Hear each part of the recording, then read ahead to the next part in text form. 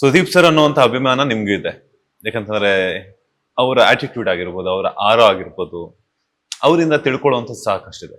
ಈಗ ನೀವೇ ಹೇಳ್ತಿದ್ರ, ನಾವು ಮಾತಾಡ್ತಿದ್ದು ಕ್ಯಾಶುಯಲ್ ಆಗಿ ಬರ್ತಾರೆ ಕಮೆಂಟ್ ಹಾಕ್ತಾರೆ ಅಂತ. ಆ ನೆಗೆಟಿವ್ ಕಮೆಂಟ್ ಹಾಕುವಂತವ್ರಿಗೆ ಸುದೀಪ್ ಸರ್ಗೆ ಇವ್ರಿಬ್ರು ಬಕೆಟ್ ಹಿಡಿತಾರೆ ಅಂತ ಹೇಳ್ಬಿಟ್ಟು ಬಂದೇ ಬರುತ್ತೆ ಆ ಕಮೆಂಟ್ ಅಂತನೋ.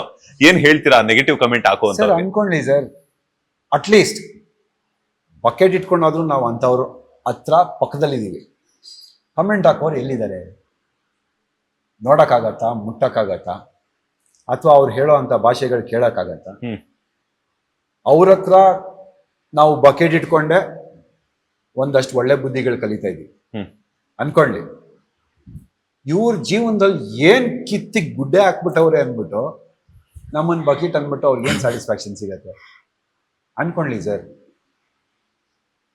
ಅವ್ರ ಬಕೆಟ್ ಅನ್ನೋದ್ರಿಂದ ನಾವು ಆಗಲ್ಲ. ನಾವು ಅವ್ರ ಜೊತೆನಲ್ಲಿ ಇರೋದನ್ನ ನೋಡಿ ಉರ್ಕೋಣ ಅಂತ ನನ್ನ ಮಕ್ಕಳೇ ಈ ತರ ಎಲ್ಲ ಕಮೆಂಟ್ಗಳು ಹಾಕೋದು. ಅಂಡ್ ಮಾತಿಗೆ ಮುಂಚೆ ಬಂದು ಅದೇ ನೀವು ಹೇಳ್ದಂಗೆ ಬಕೆಟು, ಚಮಚ, ಇದು ಅದು ಅವ್ರದ್ದು ಫ್ರಸ್ಟ್ರೇಷನ್ ತಗೊಳೋದು ಸರ್. ಬಿಕಾಸ್ ಅವ್ರ ಲೈಫ್ಗಳಲ್ಲಿ ತುಂಬಾ ಈ ತರ ಎಲ್ಲ ನಡೆದಿರತ್ತೆ. ಅಂಡ್ ಅವ್ರಿಗೆ ಹೆಂಗ್ ತೆಗಿಬೇಕು ಅಂತ ಗೊತ್ತಿರೋದಿಲ್ಲ.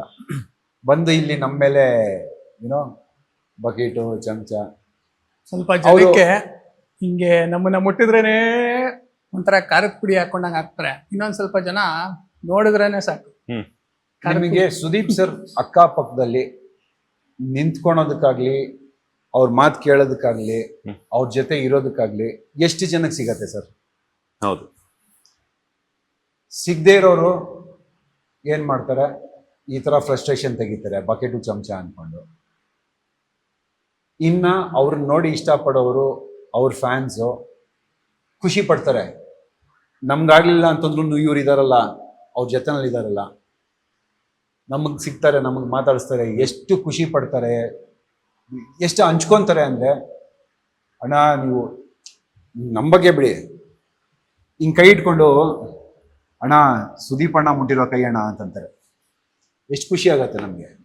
ಅದನ್ನ ಕೇಳಿ ಖುಷಿ ಪಡೋಣ, ಅಥವಾ ಬಕೆಟ್ ಅಂದವ್ರದ್ದು ಕೇಳ್ಕೊಂಡು ನಾವು ಮೈಂಡ್ ಆಫ್ ಮಾಡ್ಕೊಳ್ಳೋಣ ಸರ್. ಇದೆಲ್ಲ ನಡೀತಾ ಇರತ್ತೆ ಸರ್ ಜೀವನದಲ್ಲಿ. ಅವರು ಒಂದು ಏನೋ ಅಚೀವ್ಮೆಂಟ್ ಮಾಡಿ ಅವ್ರ ಹೆಸರು ಪಕ್ಕದಲ್ಲಿ ಒಂದು ಬ್ಲೂಟಿಕ್ ಹಾಕ್ಕೊಂಡು ನಾನು ಇವನು ಬಂದು ಹೇಳ್ತಾ ಇದ್ದೀನಿ ನನ್ನ ಮಗನೇ ನೀನು ಬಕೆಟ್ ಹಿಡಿತಿದ್ಯಾ ಅಂದ್ಬಿಟ್ಟು ಅಂತ ಹೇಳಿ ಅವಾಗ ಹೋಗಿ ಉತ್ತರ ಕೊಡ್ತೀನಿ.